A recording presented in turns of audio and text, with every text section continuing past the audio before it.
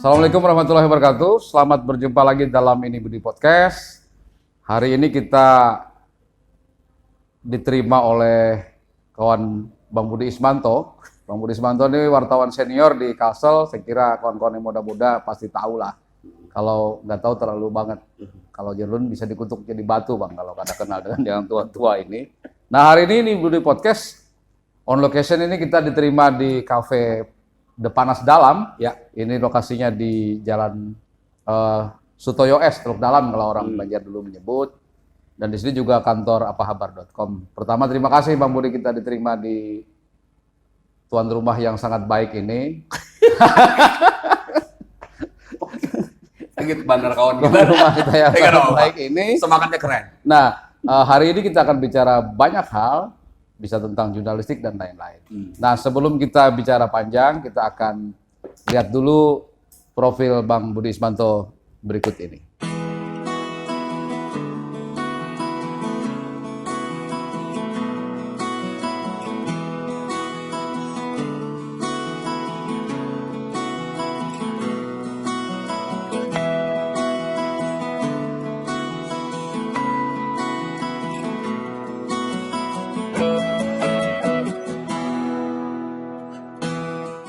Assalamualaikum warahmatullahi wabarakatuh, Bang Budi. Waalaikumsalam. Sehat-sehat, Bang. Alhamdulillah sehat, Mas Budi. Sehat-sehat. Kita nih jadi dua Budi. Iya, harusnya kita ikut pilkada, Bang. Dua B. Dua Rudi, dua R, kita dua Budi, Bang. Tapi kalau dua B jangan. Oh, dua B jangan. Jadi lain ceritanya dua B. Dua B. Berarti ini dua Budi baru pertama kali nih, Bang, Iya. bertemu di ini Budi Podcast. Nah, kadang mau kepikiran ikut pilkada harusnya kita. Dua Budi bisa menang. Aku jadi apa? Belum jadi wakil gubernur aja lah, karena ketulahan jadi gubernur ya kan. Kita Kejauhan. Kita di jurnalis, nggak usah ya. nggak usah ikut-ikutan politik lah ya. Ya. Tapi kita pernah punya foto yang menarik, Bang. Nanti saya tampilkan di ini Budi Podcast. Ketika Bang Budi Ismanto, saya, terus Bang Budi Ripani bertemu di acara Pak Rudi Arifin. Itu foto luar biasa. Tiga Budi. Wah. Pilih tiga Budi. Pak Rudi Arifin langsung bingung. Wah, kalah aku kalau melawan tiga Budi. Nanti kita tampilkan di podcast ini fotonya bersejarah itu. Ya, Bang Budi, kita bicara banyak hal sebenarnya. Cuman udah agak gelisah melihat dunia jurnalistik kita di Kalsel hari-hari ini ya. Saya kira ini dampak yang luar biasa dari kemerdekaan pers yang semua orang bisa bikin media apa saja. Terus semua orang kadang-kadang tidak menjaga lagi kualitas media seperti apa. Nah, sebagai orang yang pengalaman dari media cetak, karena tidak semua jurnalis di Kalsel ini yang mengalami semua era. Ya, Bang Budi salah satu yang mengalami semua era ketika cetak, terus TV, terus sekarang online dan seterusnya. Saya kira nih satu hal yang menarik sekali karena tidak semua kawan-kawan senior bisa melewati zaman itu. Nah, Bang Budi sendiri melihat ada apa dengan dunia jurnalistik kita di Kalsel? Di Kalsel. Sebenarnya ya, kalau kita bicara soal jurnalistik, tentu tidak bisa hanya bicara soal Kalsel. Kondisi ini juga hampir saja terjadi di semua tempat di Indonesia, bahkan di secara global. Ya. Yang pasti bahwa zaman sudah berubah. Zaman sudah berubah. Saya kira pers juga harus berubah. Saya melewati masa-masa di mana di zaman Orde Baru. Betul. Mas Budi juga. Betul. Saya jadi wartawan 1989 ya. Iya. Pertama kali menjadi reporter di harian pagi Dinamika Dinamika Berita. Oke. Zaman Orde Baru tentu berbeda ya. Kemudian era reformasi juga berbeda. Dan sampai di zaman sekarang di mana era digital, internet, media sosial sudah menjadi konsumsi kita sehari-hari. Bahwa pers memang harus berubah ya, memang harus berubah. Nah, artinya seperti apa? Bahwa kita sekarang kawan-kawan jurnalis, saya terutama pribadi harus bisa bukan mengikuti lah apanya, menyesuaikan diri dengan zaman sekarang. Tentu dunia pers di zaman awal-awal saya menjadi seorang wartawan di 89, 90 dengan di zaman sekarang jauh sekali berbeda. Oke, di Kalsel juga demikian ya. Banyak perubahan-perubahan yang terjadi, tuntutan masyarakat juga berubah, kecenderungan masyarakat terhadap informasi juga berubah. Nah, oleh sebab itu kawan-kawan jurnalis harus tetap harus juga berubah, gitu ya. Begini, sekarang adalah era di mana kemajuan teknologi informasi dan digitalisasi hampir terjadi di banyak segi kehidupan kita, termasuk di dalam dunia jurnalistik. Ya. Di zaman kita dulu, aku masih ingat tuh masih pakai mesin tik brother gitu ya. Kalau kertas ketik dapat berita datang ke kantor masih pakai mesin tik. Kalau salah susah dihapus gitu kan. Jadi kita sangat berhati-hati di sana dalam menuliskan sebuah informasi. Bagaimana mengirit kertas, gitu.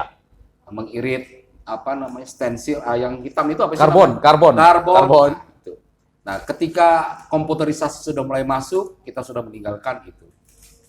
Ada sedikit kebanggaan, wah kita sudah mulai modern nih menggunakan komputer. Nah, ternyata di zaman sekarang itu sudah tertinggal.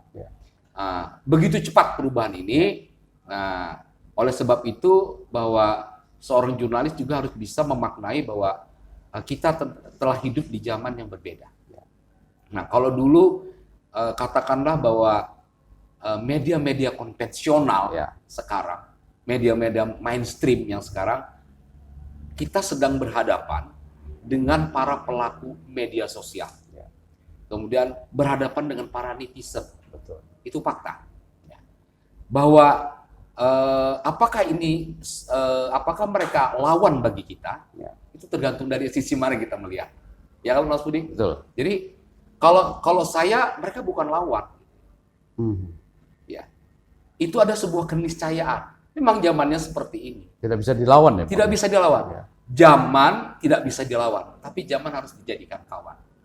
Terus bagaimana kita memposisikan diri kita sebagai seorang jurnalis dari media mainstream? Sekarang kan ribut nih hubungan media mainstream, bahwa kehadiran media sosial, kawan-kawan netizen online segala macam mulai menggerogoti. Katakanlah kalau kita bicara soal aspek bisnis, mulai menggerogoti piring nasi, iklan dan lain-lain. Iklan dan lain sebagainya. Dan itu memang kenyataan. Sekarang orang beriklan mungkin sudah mulai jarang di koran. Betul. Loh, kawan-kawan apa itu sih namanya? Selegram sudah mengambil alih ya. Mengendorse iklan-iklan itu. Dan itu lebih efektif bagi seorang pengiklan menggunakan media sosial, menggunakan para netizen untuk mempromosikan produk dia. Ya kan? Dan itu adalah faktanya seperti sekarang. Sekarang kita bisa lihat siapa yang bisa baca koran lagi. Sudah hampir tidak ada Bang orang baca koran hari ini. Sudah hampir tidak ada. Tidak ada. Ini warning ya, peringatan bagi kita pelaku jurnalis bahwa memang kita harus berubah. Tidak bisa memaksakan diri pola yang lama. Artinya begini. Kalau Mas Budi tadi kita sempat berdiskusi bahwa jangan mengarasi yang sudah, jangan mengarasi buaya yang mati lah kalau bisa. Buaya yang mati zaman sudah berubah. Tapi bukan berarti kita harus mati gitu. Saya tetap yakin bahwa koran tetap akan ada. akan ada. Cuman mungkin hanya sebagai nostalgia bisa jadi ya. Ya. Orang masih menggunakan koran gitu, mencetak koran, mungkin ada idealisme masih disimpan gitu lah. Tapi faktanya siapa lagi membaca koran, itu adalah sebuah fakta lagi, fakta yang lain. Ya. Gitu kan. Nah ini bahwa zaman saya dengan zaman sekarang memang berbeda. Jauh berbeda. Tapi bukan berarti jurnalisme kita harus mati hilang gitu ya. Gara-gara ada kawan-kawan dari media sosial, dari netizen, terus kita tidak bisa berbuat apa-apa. Tidak seperti itu. Bang Budi, Kalsel ini kan sebenarnya punya sejarah pers yang luar biasa. Betul. Saya kira. Mungkin anak-anak muda, wartawan-wartawan muda bisa jadi tidak terlalu paham bagaimana generasi awal berjuang seperti apa. Nah, bagi Bang Budi pribadi, kan bergabung di Dinamika Berita. Waktu itu kan ada Pak Johar Hamid. Nah, mungkin bisa cerita sedikit Bang sebelum kita ke tempat yang lain. Apa sih yang dipelajari dari tokoh-tokoh hebat-hebat ini? Ini generasi muda Kalimantan Selatan, terutama kawan-kawan yang mungkin tertarik akan terjun ke dunia jurnalistik, harus tahu dulu sejarah. Betul. Jangan lupa sejarah. Ya. Jadi gini, banyak hal yang bisa kita pelajari dari tokoh-tokoh pers di Kalimantan Selatan. Ya. Saya masuk di Dinamika Berita itu tahun 89. Sebelum masuk ke sana, saya aktif di pers mahasiswa di Fakultas Hukum Unlam. Unlam. Dulu Unlam namanya, bukan URM ya. Nah, kemudian waktu itu yang melatih, yang menjadi mentor di acara jurnalistik mahasiswa itu kebetulan Pak almarhum Haji Johar Hamid gitu ya. Waktu itu saya sudah hampir menyelesaikan skripsi. Ya. Beliau tertarik gitu kan dengan kita, ayo sudah begawi di kantorku aja. Dan langsung ya? Langsung ya. Akhirnya saya bekerjalah di Dinamika Berita dan diterima di sana. Itu masih mau menyelesaikan skripsi. Dan saya bekerja di harian Dinamika Berita. Awal-awal menjadi reporter kota, kemudian biasanya wartawan baru di televisi kriminal, pasti daerah itu. Kota, kriminal, hukum, pokoknya yang baju tuh sakit semua lah. Berdarah-darah terus. Harus itu wajib. Harus wajib dulu. Nah, perbedaannya di sana. Bahwa kita sejak menjadi di wartawan dulu itu memang digodok. Digodok harus bisa menguasai semua masalah. Semua lini. Betul. Hukum, persoalan sosial, budaya, seni, olahraga. Semua wartawan harus bisa merasakan di sana. Betul. Tidak peduli latar belakang pendidikannya apa. Ya. Biarpun backgroundnya aktivis hebat di kampus gitu. Bahkan ada di teman saya misalnya jurusan IAIN gitu kan, dakwah, tapi tiba-tiba diletakkan di olahraga kan, agak jauh. Kalau saya Fakultas Hukum tiba-tiba harus meliput acara peresmian pabrik atau ekonomi gitu kan. Tapi dari sanalah kita bisa tahu bahwa seorang wartawan memang harus bisa menguasai banyak hal. Karena dulu kan ada anggapan yang namanya wartawan itu makhluk serba tahu. Dan ini penting. Ketika di zaman kita dulu bahwa masyarakat menganggap wartawan itu makhluk serba tahu. Katakanlah kamus berjalan gitu ya. Dulu belum ada Google. Belum ada Google. Sekarang sudah ada Google. Nah, artinya mau nggak mau kita sebagai wartawan ya harus bisa. Ya. Harus belajar dan belajar. Nah, para tokoh pers kita, senior-senior kita seperti Pak Almarhum Johar Hamid, Pak Haji Jokman Taya almarhum, itu adalah tokoh-tokoh yang memang mendidik wartawan muda itu dengan keras, disiplin. Tapi dari sanalah kita tahu soal ketelitian misalnya. Oh iya, akurasi ya, Bang. Akurasi berita. Kemudian bagaimana mengejar narasumber supaya dapat. Bersemangat untuk mendapatkan sebuah informasi. Padahal gaji kecil loh Bang zaman itu. Gaji kecil, Bos. Mana ada cukup gaji. Waktu saya di Dinamika Berita itu gaji saya sekitar 450.000 apa sebulan. Iya, sekitar. Bayangkan 450.000 sekarang cuma beli bakso, bawa pacar, selesai habis gitu kan. Dulu itu sangat berharga. Tapi ada kebanggaan yang bisa kita rasakan ketika berita kita naik. Betul. Besok paginya dibaca orang. Sekali. Ada kebanggaan di sana. Nah, hal-hal kawan-kawan wartawan muda sekarang mungkin tidak melihat proses itu. Melihat saya, katakanlah aku kadang aku sukses, kadang ya. Artinya seperti melihat sekarang. Seperti sekarang lah seperti sekarang melihat nyamannya aja. Prosesnya tidak paham. Tapi tidak melihat prosesnya. Banyak kawan-kawan kita yang sukses seperti katakan Mas Beben dari RCTI. Dulu beliau di Banjarmasin Post.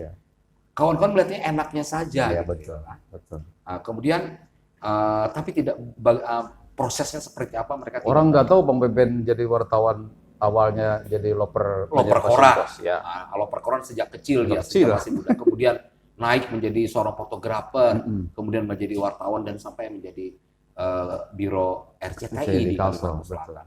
Jadi yang dilihat wartawan muda sekarang adalah yang ada sekarang, tapi tidak tahu bagaimana perjuangan kita dulu. Termasuk tokoh-tokoh pers. Tokoh-tokoh pers itu sangat luar biasa. Mereka mendidik kita menjadi seorang jurnalis sejati itu seperti apa. Sakit walai. Kisahnya kalau anak kita kisahkan lah, gaji halus ya. Iya. Dan risiko besar sekali. Dan risiko besar. Dulu di zaman Orde Baru bisa dibayangkan. Iya. Perlindungan terhadap keselamatan wartawan itu sangat minim. Betul. Belum ada undang-undang pokok pers. Betul, belum ada. Undang-undang HAM belum ada. Undang-undang HAM tidak ada. Kita diculik orang selesai lah. Iya. Konyol kita. Iya. Maka itu menurut aku ya wartawan itu pekerja seni juga. Pekerja seni. Bagaimana kita memainkan peran kita masuk wilayah berbahaya gitu, tapi tetap selamat. Bang, sepanjang masih jadi wartawan cetak punya pengalaman yang sampai hari ini diingat. Karena kalau saya tuh ingat sekali waktu bekerja di Banjarmasin Pos, 3 bulan bekerja langsung diculik, Bang. Gara-gara berita apa korupsi apalah jalan apa di salah satu kabupaten. Saya punya 2 pengalaman yang sangat menegangkan. Tapi kalau digertak orang, dibawakan orang parang, lading itu sudah hal yang biasa gitu ya. Betul. Nah, aku nggak tahu pengalaman kawan-kawan yang muda-muda ini ya, apakah pernah mengalami itu. Jadi waktu itu aku punya pengalaman dengan Wildan Tarmizi. Fotografer hebat itu. Iya, fotografer hebat di Kalimantan Pos, dinamika berita, kemudian kita kan berubah menjadi Kalimantan Pos.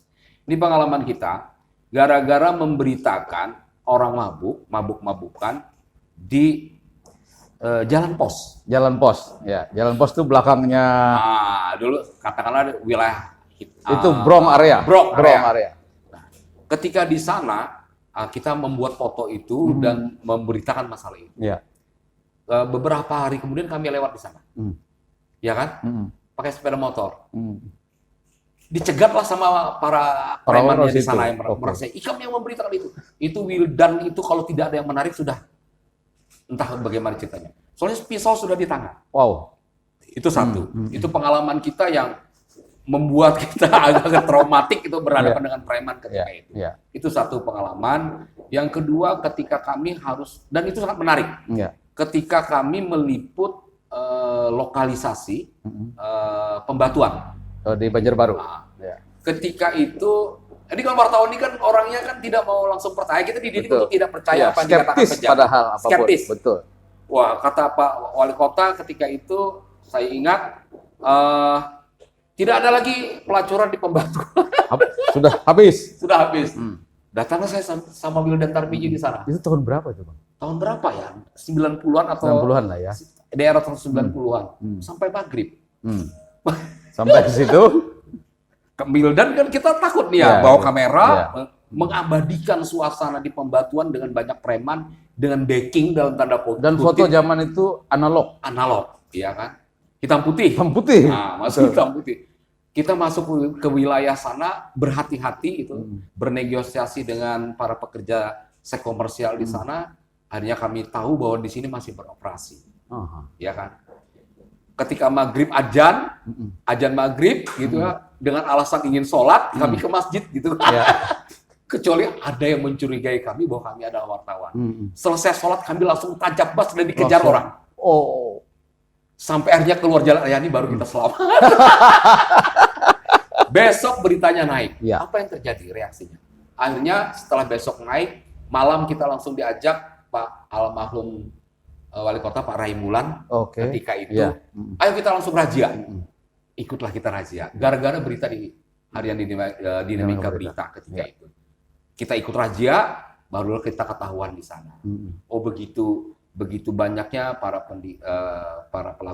pekerja seks komersial itu yang berita sakit gonorrhea, bahkan ada yang katanya pelarian HIV/AIDS dari Jawa Timur gitu kan. Nah, dari sana kita mengetahui persoalannya dan dibersihkan siapa backing yang di belakang itu. Akhirnya begitu besarnya dampak sebuah hasil investigasi terhadap kebijakan publik. Itulah kebanggaan kami bahwa apa yang kami sajikan itu memberi dampak, gitu. Dampak yang positif, akhirnya diambil tindakan-tindakan untuk menertibkan lokalisasi pelacuran. Bang Budi, bisa jadi saya kira, mungkin belum salah ya, hal semacam itu yang bisa jadi hilang dari jurnalistik kita di Kalsel. Iya. Apa kalau istilah jurnalistik ada agenda setting ya, ada agenda yang kita siapkan untuk mengubah kebijakan. Nah, ulun agak kurang menemukan agenda setting itu di produk-produk media kita hari ini. Iya. Ada apa gerangan? Sebenarnya soal kejelian saja. Ya. Kejelian dan kemampuan kita melihat sebuah masalah. Misalnya begini, tugas media ini kan seringkali ada istilah memframing. Framing, ya.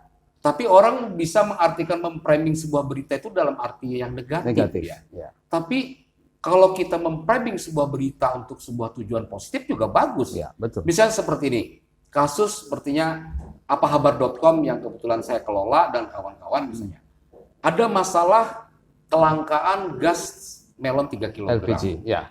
Kita akan memframing ini bahwa ini menjadi masalah publik, menjadi masalah masyarakat Kalsel untuk masyarakat miskin terutama, masyarakat kelas bawah, bahwa mereka harus ditolong. Ini ada masalah ini. Kenapa pemerintah mendiamkan masalah ini?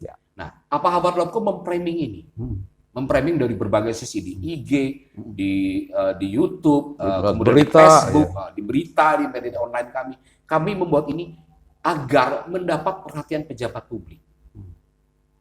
Alhamdulillah, apa yang kami framing untuk membantu masyarakat kecil dan masalah masyarakat kecil ini mendapat perhatian toh akhirnya. Akhirnya sekarang pemerintah daerah dengan berbagai perangkatnya mulai memperhatikan kelangkaan gas melon 3 kg. Dan ini adalah memang tugas jurnalistik harusnya seperti itu gitu. Memberi dampak positif ya terhadap ini. Artinya kita ya memang selera orang beda-beda ya dalam apa sebuah informasi menanggapi sebuah informasi yang disajikan. Ada yang suka hiburan, ada yang suka olahraga, ada yang suka macam-macam lah. Tapi minimal sebuah media harus bisa memberikan arah. Tetap melaksanakan tugas jurnalistik. Nah, itu yang paling penting. Nah, soal memang kita tidak bisa menghakimi, tapi kita hanya menyajikan fakta dan ini harus dicarikan solusinya. Ya, saya kira itu. Bang Budi, dalam melaksanakan tugas jurnalistik di Kalsel, ulun kira ada mungkin problem ya, Bang, ketika terjadi hubungan sangat baik antara pemerintah misalnya dengan media. Itu kan semua orang tahu lah, banyak kita di antara kawan-kawan saya dapat kontrak halaman, kontrak apa. Nah, itu Bang Budi melihatnya kalau ini banyak yang tersinggung kan nih, Bud. Nah, enggak lah. Kalau ulun kan berharap ya kontrak tuh dapat aja, tapi tetap dengan cara yang ya jangan juga begitu dapat kontrak semua yes bos, ya jangan juga menurut ulun sih gitu, Pak. Cari jalan apa tengahnya gitu. Nah, kan kada haram Bang dapat itu kan duit halal kan, enggak masalah karena itu Bang kondisinya begitu. Tapi ya pertanyaan lu adalah apakah kalau orang targetnya dapat kontrak lalu kemudian kada lagi melaksanakan apa tugas jurnalistik? Fungsinya itu Bang, fungsinya. Ya memang itu apa ya sebuah fakta yang dikatakan. Tapi itu nggak apa-apa loh Bang. Enggak, itu kan maaf lah kawan-kawan. Itu kan ini kan bukan duit haram loh. Bukan duit haram loh ini, duit halal loh. Tapi fakta memang seperti itu Mas Budi. Media itu ada sisi idealis, ada sisi bisnis. Artinya bohong. Bahwa kita mengelola sebuah media itu tanpa memperhatikan aspek bisnis. Loh, kita harus menggaji wartawan. Iya, Bang. Biaya listrik, kuota, AC, alat, hosting. Perlu biaya kan? Terus kita dari mana duitnya? Betul. Itu dari iklan. Dari iklan. Iklan itu macam-macam bentuknya. Ada yang visual, apa namanya? Iklan apa namanya? Advertorial. Bukan, itu advertorial satunya lagi. Banner. Bukan banner, itu istilah di tempat kita apa? Apa kalau di apa istilahnya? Yang display itu? Display. Nah, kalau di media online display. Kalau di koran tempel. Ada yang advertorial. Sebenarnya advertorial ini yang masuk kontrak. Ya kan? Itu salah satu income bagi media. Nah, ketika media mendapatkan iklan kontrak dari Pemda biasanya, dari Pemda, itu memang ada perasaan pakai orang banyak terus Sakada nyaman lah. Sakada nyaman kalau anak mengkritik. Sudah dibari ya lah. Menyembati pula. Dan itu yang fakta yang terjadi. Begitu kita sudah dapat kontrak, ketika ada sebuah informasi yang mengkritik kebijakan pemimpin daerah itu, ayo pakai sahnya nih Bang. Sudah maka yang dikontrak oleh kami. Kenapa? Yang ada berita yang mengkritik kami. Nah, ini harus diluruskan. Jadi, kontrak berita itu sebenarnya kita harus berbicara lagi gini. Ada kontrak berita, berita itu hanya yang berita sifatnya informatif. Informatif soal sukses pembangunan yang dilaksanakan oleh pemerintah daerah setempat atau yang beriklan. Tapi pada saat kita harus mengkritisi, ada persoalan misalnya. Ada persoalan yang menyangkut kepentingan masyarakat banyak, yang kebijakannya kurang sesuai, kita wajib dong mengkritisi pemerintah ini. Tapi itu susah katanya Bang. Katanya susah, dan disinilah perlunya kedewasaan seorang pemimpin daerah. Jangan hanya menuntut kawan-kawan media yang dewasa ya. Kalau kita baik terus memberitakannya beritanya ambungan terus, masyarakat terus dapat apa? Masyarakat dapat apa? Terus kasihan dong si pejabat ini. Tidak ada yang bisa mengkritik. Itu nama aja menjurumusakan. Kalau kita media kada mengkritik, pemerintah sesuai fakta, sesuai kode etik ada kesalahan ini. Ya kan? Bisa salah jalan, menjurumusakan. Itulah fungsinya media. Jangan mentah-mentah dikontrak kalau ambungan.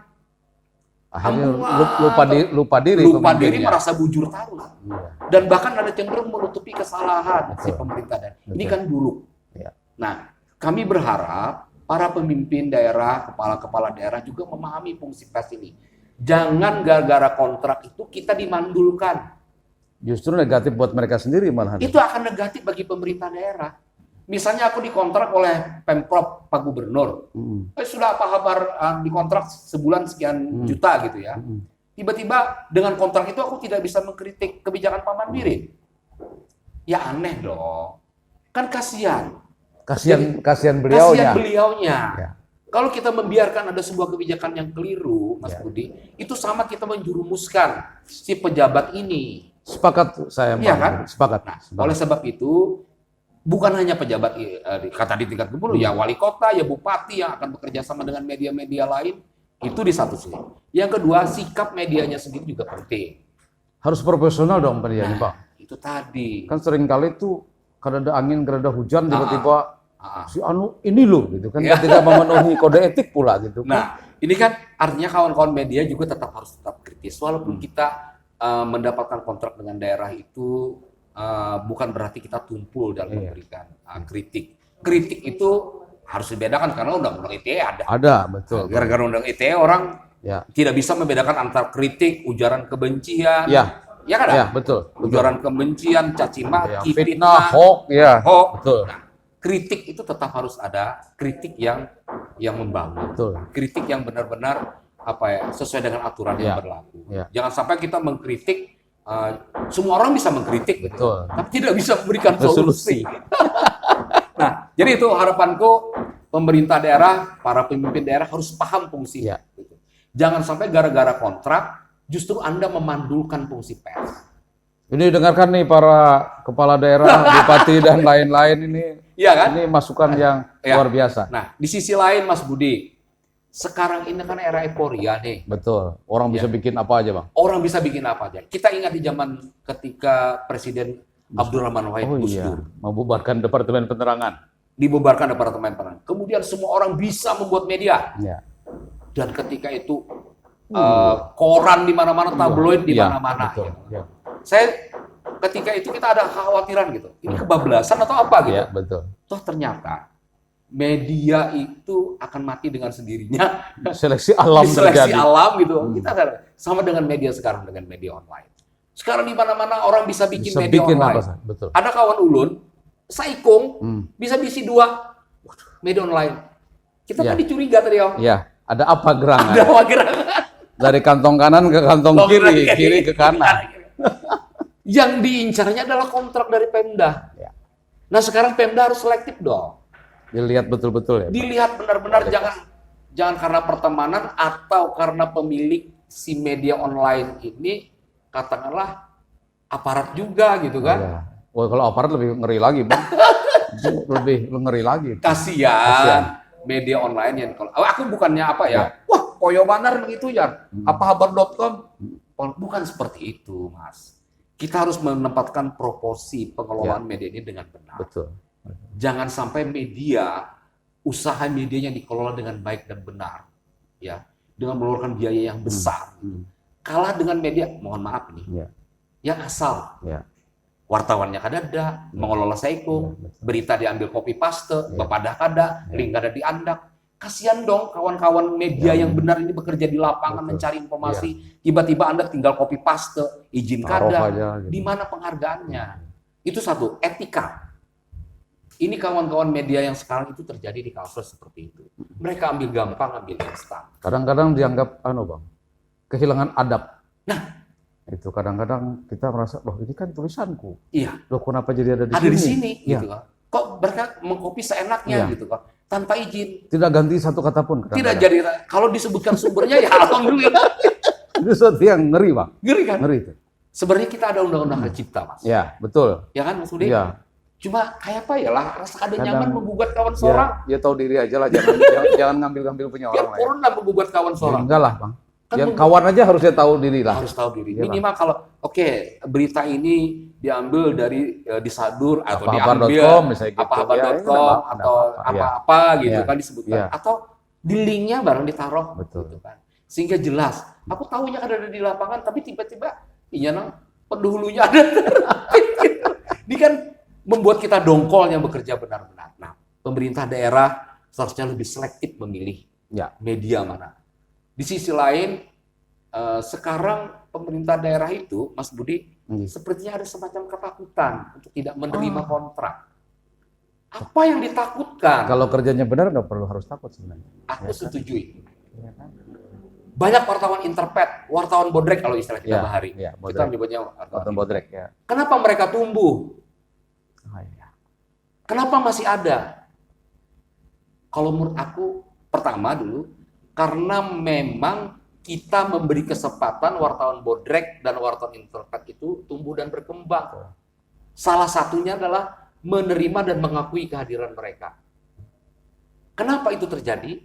Karena pejabat publik, pejabat pemerintahnya ada yang kada beres juga. Seandainya pejabat publik dan pejabat pemerintah itu bersih, mereka tidak akan takut dengan wartawan. Kenapa harus takut? Kenapa harus risih kalau merasa bersih? Sepakat. Ya kan? Interpret modalnya di sana, nakutin orang. Ngebluff, Bang, ngebluff biasanya apa? Ngancam. Karena memang pejabatnya kada bersih. Bersih dulu pejabatnya dari sikap korup, dari KKN dan segala macam itu. Kada harus takut dengan bentuk ancaman para bodrek dan interpret itu kan. Bang Budi, ini mungkin ini menarik sekali, tapi Ulun pengen geser sedikit, mungkin yang terakhir ya, tapi dan agak berat, mungkin bisa jadi berat. Ya. Jangan berat. Nah, di Kalsel ini kan Bang, ini kan daerah tambang. Ini kan daerah yang bagi orang luar itu kita nih ya brong area tanda kutip dalam soal segala macam. Nah, Bang Budi melihatnya hubungan antara konfigurasi ini dengan kemerdekaan kawan-kawan pers itu seperti apa, Bang? Karena ulun kira tidak hanya sekali dua kali ya kawan-kawan itu terhubung secara tidak baik dengan pertambangan. Ya. Walaupun kita juga harus jujur juga kadang-kadang produk jurnalistiknya kadang-kadang memang melanggar sesuatu. Ya. Sehingga ada alasan orang untuk ini memang melanggar kok. Cuma kan kadang-kadang kalau kita kadang melanggar, kita melawan gitu kan. Nah, Bang Budi gimana caranya, Bang? Ulun takutannya janganlah ini kan daerah ini kita harus. Bang Budi ngeliatnya seperti apa? Jadi kayak gini, aku sudah mengatakan tadi bahwa bekerja sebagai jurnalistik itu, bisnis pers itu adalah bisnis seni. Betul. Bagaimana kita mensiasati sebuah informasi agar kayak gini, kalau istilah Unda itu menikam orang itu pada sakit. Oh, itu pada cara ya Bang ya? Cara. Pada cara. Menusuk orang tapi tidak sakit. Ya. Menempeleng orang kada berasa. Iya, betul. Ya. Orang merasa bahagia ditempeleng. Ya. Nah, itu dibutuhkan seni. Tentu dan jam terbang tapi Bang. Tapi jam terbang. Lu setuju itu jam terbang mengelola sebuah media ini, mengelola itu. Tetapi aku secara keseluruhan melihat bahwa kalau kita melihat satu persatu, memang akan terasa ketidakadilan, ketidakberesan dalam pengelolaan sumber daya alam di Kalimantan Selatan. Itu kalau kita melihatnya satu persatu. Tapi kalau kita melihat secara keseluruhan, itu banyak hal-hal yang bisa kita apa ya? Kita ada beberapa yang perlu diapresiasi ya, Bang. Ada yang tidak. Ya. Bagaimanapun juga Kalsel itu komoditas utamanya kita masih berharap dengan sumber daya alam. Ya. Itu fakta. Ya. Berapa ratus ribu tenaga kerja ada di sana. Ya. Berapa income yang didapat Kalimantan Selatan di sana. Itu adalah fakta. Tapi di sisi lain jika ada hal mengelola sumber daya alam ini kurang baik, nah ini yang menjadi harus kita perbaiki bersama. Nah, sekarang peran pers ada di mana nih? Saya pikir ketika kita harus memberitakan itu, kita harus melihat dampaknya. Ketika saya harus mengkritik kami harus mengkritik sebuah katakanlah pengelolaan lingkungan dari sebuah perusahaan yang kurang baik. Mengkritik saja tanpa ada solusi buat apa? Saya seringkali mendapat seperti ini. Ada orang datang, warga mengadu. Pak, diberitakan dong. Di manakah, di TV Pian kah atau di media Pian, Pak? Itu Pak, lahan tambang yang di sana, ya kan? Ampun kami kada diganti ruginya. Saluran banyunya maulah karuh. Ya kalau pahuman kami terendam. Apakah saya harus memberitakan itu dulu? Tidak dong. Saya harus cek and recheck. Seorang wartawan harus cek. Ketika saya harus mengajukan ke perusahaan itu, perusahaan Bapak dituduh A, B, C, D, ini merugikan masyarakat. Saya beritakan, konfirmasi, aduh jangan Pak, kami akan berjanji akan menyelesaikan masalah ini. Saya kasih waktu 1 minggu, 1 bulan. Kalau 1 bulan tidak beres, saya akan beritakan ini. Oke Pak, kami akan selesaikan. Ketika kita tidak harus memberitakan itu dong. Ketika si perusahaan itu dan melaksanakan janjinya, berniat baik dengan masyarakat, dia menyelesaikan persoalan itu dan dia ganti rugi kepada masyarakat, kemudian masalah lingkungannya dia bereskan, tidak ada lagi masalah itu. Saya kira peran media bisa menjadi mediasi di sini. Mediator. Buat apa lagi saya harus meributkan itu kalau ketika dia sudah menyelesaikan, gimana Mang, sudah selesai kah tanah? Enggak Pak, ya sudah selesai. Clear. Jadi tidak semua serta-merta kita main hantam promo gitu kan. Wah, ini kerusakan lingkungan, hantam promo. Kerusakan lingkungan, hantam promo. Tidak, tapi kita harus bagaimana? Apa sih solusinya yang harus kita atasi? Udah hantam terus nggak selesai kan nggak ada gunanya, Bang. Malah melebar kemana-mana. Iya. Semuanya akan menderita. Kita ambil perusahaan akan menderita. Itu kalau ditutup orang, nasib karyawannya seperti apa? Dampaknya domino. Jadi saya kira kawan-kawan para aktivis juga harus bisa melihat itu secara keseluruhan. Aku setuju. Ketika kerusakan lingkungan itu parah dan kita harus mengkritisi itu, ketika sudah tidak ada lagi tindakan apa-apa dari pejabat pemerintah ataupun dari pemerintah, dari negara. Boleh kita mengkritisi itu ketika itu. Katakanlah kasus banjir, kerusakan alam kita sudah parah gitu. Silakan kita mengkritisi itu. Dan kita harus carikan sama-sama bagaimana mengatasinya. Jangan hanya cuap-cuap di media gitu kan, tanpa ada solusi apapun. Ya kan? Nah, sia-sia juga kita berteriak orang semua bisa. Tapi apa yang harus kita lakukan untuk mengatasi itu kan? Seperti itu. Oke. Bang Budi Lun, terima kasih banyak ya. Tapi sebelum menutup ini, Lun minta tolong Bang Budi kasih pesan sesuatu ke anak-anak muda yang sekarang lagi jadi jurnalis. Apa yang harus mereka lakukan di zaman yang berubah ini? Pertama dulu, untuk kawan-kawan jurnalis konvensional yang tuhan-tuhan kayak kita, kita sudah fosil hidup ini. Masih hidup. Jangan menyerah. Pertama dulu, bahwa zaman sudah berubah. Kita harus berubah. Platformnya yang harus berubah.